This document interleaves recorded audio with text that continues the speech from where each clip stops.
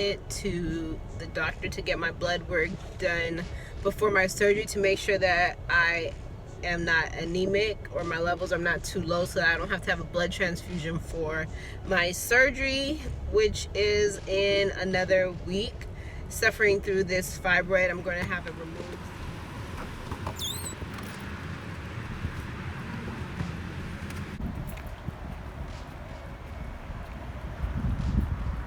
Did you lock the door?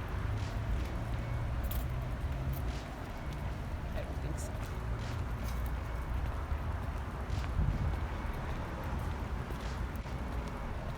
You hear a quest.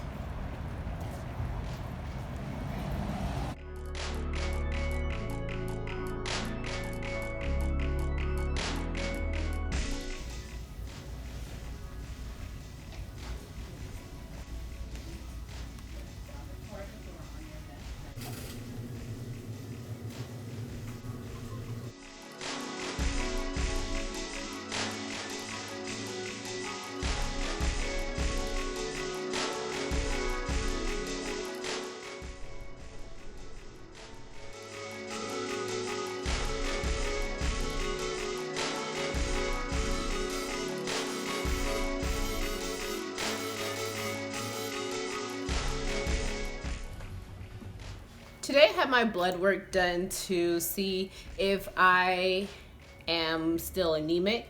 I am having surgery on my fibroid in about a week, and so I need to know that I don't need a blood transfusion. I've been eating my spinach, I've been taking my iron supplements, trying to get my iron up. So my issue right now is I have a fibroid that is causing my life to be slightly miserable. I noticed it about a year ago. I was starting to have long cycles, and I was getting ready to do a marathon, and I had a headache for like 3 days, migraine status. So I went to urgent care. They drew my blood. They told me that I was anemic. Okay, cool. So I just need to get some iron.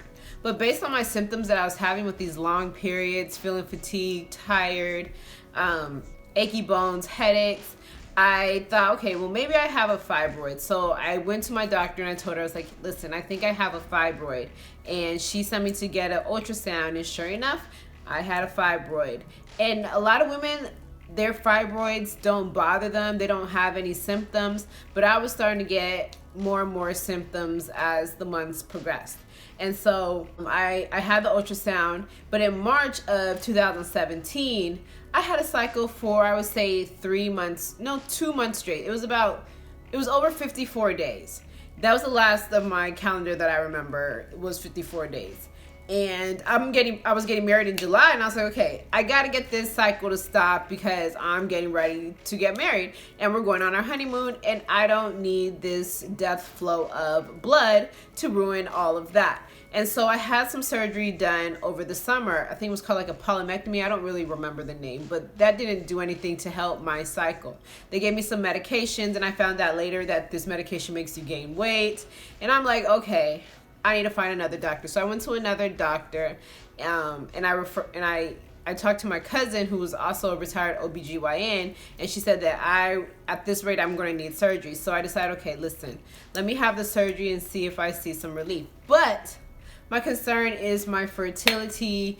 I just got married in July, and we want to have children. And so my biggest concern is, will there be any scarring tissue? So let me tell you one of the experiences where I was like, okay, I'm definitely having the surgery. So I'm a 6th grade teacher, and we were coming in from recess one day, and I got up and I'm walking in around the school for recess with my students, and I feel this gush of blood like coming down. I'm like, okay, I can go to the bathroom, but it's leaking down my leg. I'm wearing a dress, and it's leaking down my leg. And one of my students was like, Miss Be Gifted, I think you got bit by a bug or something. I'm like, yeah, okay, let's go in, walk down to the classroom, I'll be right there. And I ran into the bathroom in the staff room. I'm like, to my principal, I'm like, I need help, can you get me a pad quickly? She's like, okay, all right, I will watch your class. It was bad. I knew, okay, I need to get something done because I can't continue living like this. And it's just such heavy cycles. And I'm doing this journey, this documenting, because I want other women to know that they're not alone, that there is help. I've been doing smoothies with green leafy vegetables, trying to take my vitamin C so that the iron will stay in my system, all sorts of things to make sure that my blood is up for this for this surgery, November 13th. So stick around, subscribe, and find out what happens with my fibroid.